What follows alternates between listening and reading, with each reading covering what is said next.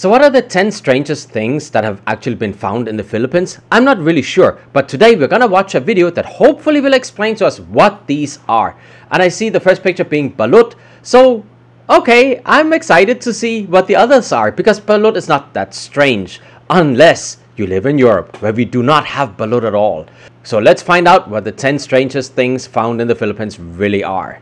If you like my video, don't forget to give it a big thumbs up and subscribe to my channel. And of course, the most important thing is that you click the bell button so that you will be notified whenever I got new videos for you guys. Now, let's have a look at the 10 strangest things found in the Philippines. From edible duck embryos to rat-eating carnivorous plants, here are 10 of the strangest things found in the Philippines. All right.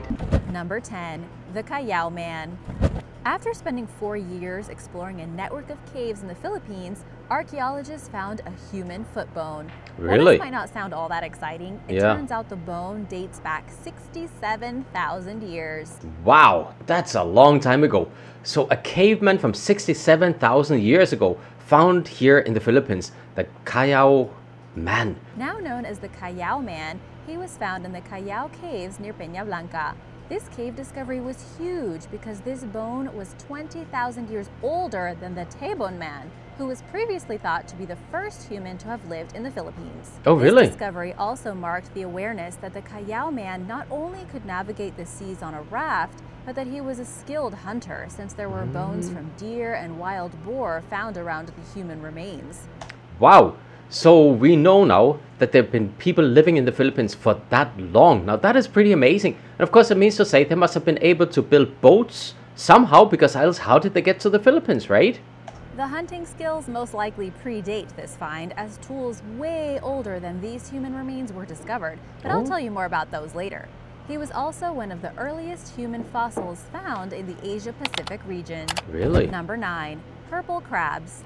You know that every time a new Purple creature crabs? gets discovered around here, we all get excited. Yes. In 2012, 5 new species of purple crab were discovered. Oh, Where really? else? In the Philippines.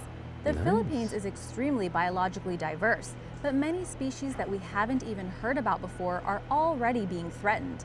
Fun fact, Conservation International lists the Philippines as one of 17 countries that holds most of the Earth's plant and animal life. Wow, can you imagine that? We are one of those countries that has got the most diverse plants and animal life in the entire world. That's pretty amazing, pretty cool. And we really do have some very strange creatures living in the Philippines. I mean, just think about the tarsier, right? But the purple crab, I haven't actually heard about this one before, so that's pretty exciting. The Philippines as one of 17 countries that holds most of the Earth's plant and animal life. These freshwater crabs with wild purple colors were discovered on the island of Palawan. Okay. The nearby mining activities in the region are really hurting them, and about half of them are endemic.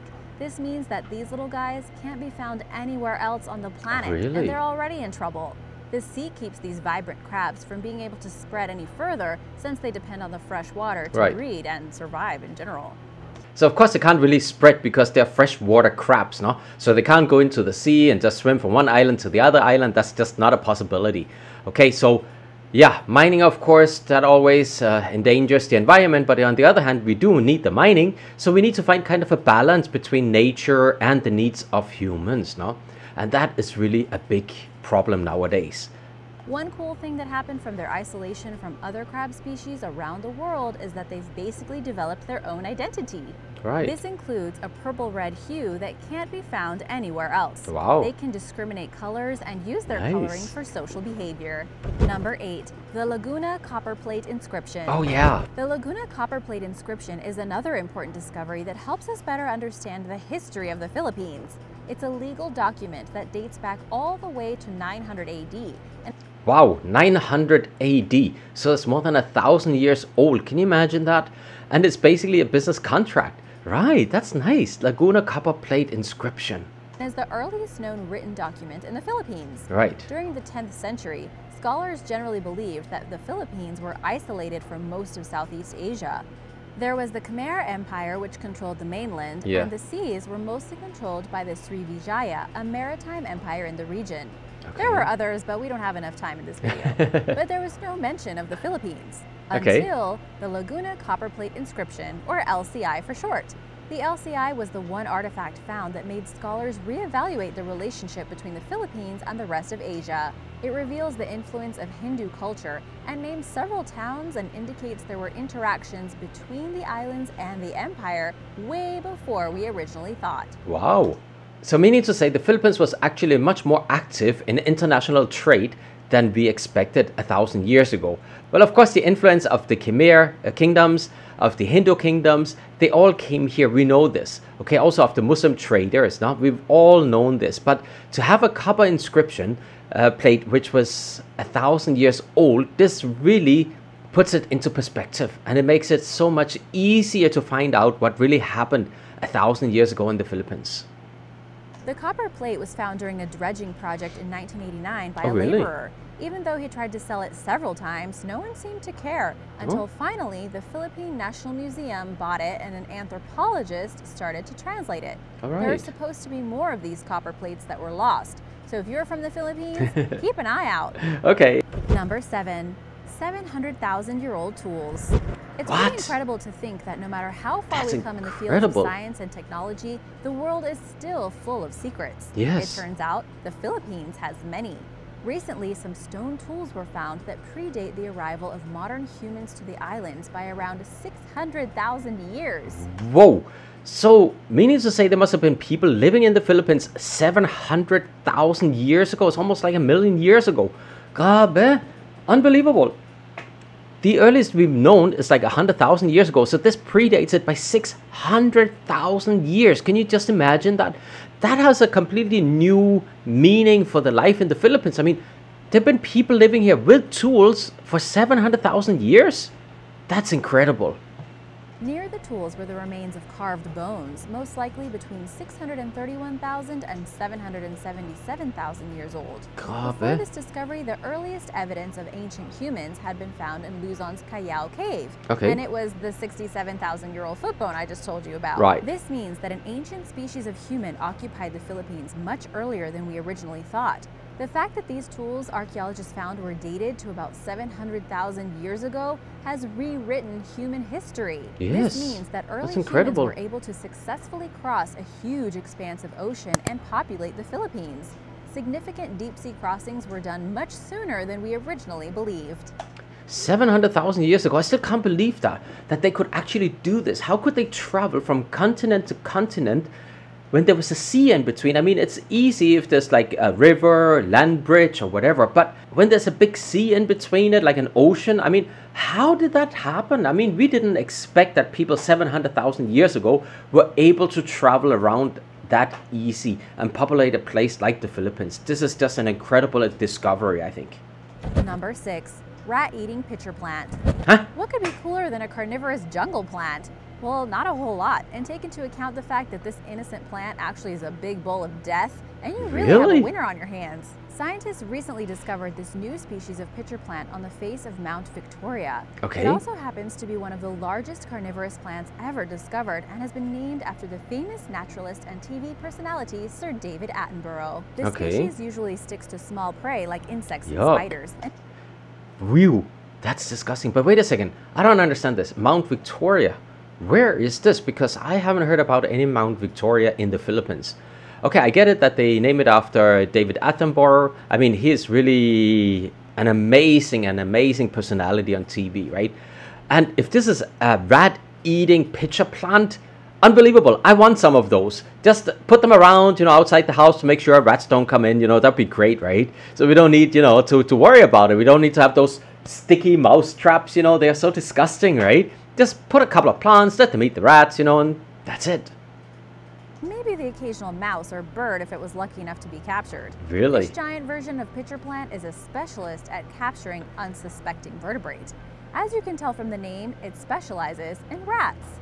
Wow. The plant can lure these rats in with their sweet nectar scent, and when the rat comes near enough to drink the plant's liquid, it gets stuck in the gooey sap instead. Yikes. Once the rat is trapped, acid-like digestive enzymes break down the rat slowly to be consumed by the plant. It's like a monster out of a horror story, and it's just as gruesome as it sounds. Yucks. I like that. I want a rat-eating plant. I wonder where we can buy one of those. 5. The death blanket of Banton. It's strange to think that the folk-style blankets we see adorning living rooms all across the country actually came from a much more ritualistic tradition. The essential elements of the blanket stem from the idea of the death blanket. So the next time you see an ethnic blanket at that cool girl's apartment, try not to ruin it for her if she doesn't know the story. The oldest known piece of dyed cloth found in the Philippines is called the Banten burial cloth. It was found in a wooden coffin in Banten, Romblon, and is estimated to be around 400 years old. The people from the area continue to weave these blankets to wrap their dead during burial. In the Philippines, cloth weaving is an ancient art and a long and complicated process, so it doesn't mean that the death blanket of Banten Romblon is the oldest, just one of the first ones to be discovered in such good condition. Right. Well, we've been using those for a very, very long time, so it's nothing new. And weaving has really been a popular traditional art form here in the Philippines for a very, very long time. Now, what is special about this death blanket is that basically it's the oldest that we found so far in the Philippines. And it won't kill you, even though death blanket sounds kind of scary. Yes, it Number does. 4, Adidas. Adidas? One of the strangest things about the Philippines might be the street food. Right. So if you can stomach the idea of bizarre delicacies, this might be right up your alley. The first time I heard Adidas, I thought I was referring to the sports shoe company, you know, but it turns out it's something totally different. Correct me if I'm wrong, but I've heard that if you ask for Adidas, you're going to get some nice grilled chicken feet. That's correct. If you like to eat street foods and you ask for Adidas, you will get grilled chicken feet right here in the Philippines. That's absolutely true. I like how they name it after a shoe, you know, a running shoe, by the way, huh? The claws, tips of the toes, and the tough outer layer is removed first. And then it's grilled and basted, so it won't be tough or scratchy when you take that first bite. Chicken feet are originally a Chinese delicacy, but when livestock supply was abundant in the 1950s, street food vendors chose to sell more expensive cuts of meat. But by the 1970s, the country had experienced an economic crash, so they went back to their culinary roots. Things like chicken, pig, and cow guts became valuable, and the pricier cuts of meat were impossible to get your hands on. The term Esau came from the word sasaswan. Chicken feet aren't my cup of tea necessarily, but there are some people who swear by the street food in the Philippines. I don't know. Street chicken. I don't know. Chicken feet. I mean, yeah, they actually do taste good. It's not so much about the taste, it's more about that image in your head, right? You think about the chicken running around out there with the feet, you know, you think about the little claws and all that, right? And you become like, yuck. But on the other hand, masarap naman talaga, diba? Yun Adidas. What other street foods do you guys really love? Please leave me a comment below because I'm gonna go on a street food trip very soon. As soon as we can go out again and really go to so many nice places, especially sa Quiapo, diba? Dami street foods doon. So leave me a comment below and tell me what kind of street foods should I try. Number 3. Stripefaced Flying Fox. While the name might be deceiving, it's actually a bat, not a fox. This unusual species of bat was discovered not long after scientists deemed it to no longer exist. Really? The striped-faced flying fox looks like a cute character out of a cartoon. And I'm sure the researchers were happy in this case to be proven wrong and discovered the species was still around. A team found this fruit bat while surveying forest life on the island of Mindoro. So it's actually a part of the fruit bat family, huh? But there's so many different kind of fruit bats, no? Some of them are really, really big, some of them are really tiny. And I think I remember, and I kind of remember that one of the largest fruit bats is found somewhere in the south of the Philippines. And it's like, it's humongous. You see the picture of it sometimes showing up on the internet, right? Like in memes and stuff like that. You see the flying fox of the Philippines, and it's really huge, no? All right, so this one is from Mindoro. It's a striped-faced flying fox. It was a few days into the survey when a creature was captured in the researchers' net by accident. Boy, were they surprised when they finally were able to identify it. Of course. Which wasn't difficult with its bright orange fur and distinctive white stripes across its brow and jaw. Cute. One of the coolest things about this story is that the closest living relative to this species lives 750 miles away on an island in Indonesia. Oh, really? It's safe to say, if scientists were wrong about this species of fruit bat, that means that there are probably other... I mean, they look kind of scary when they hang upside down like that, like vampires or something, you know, waiting for dusk, you know, and then they're gonna fly out there. I think in South America they have, I know, bats which eat blood of cows and stuff like this. I mean, they attack the goats, the cows, you know, they drink the blood.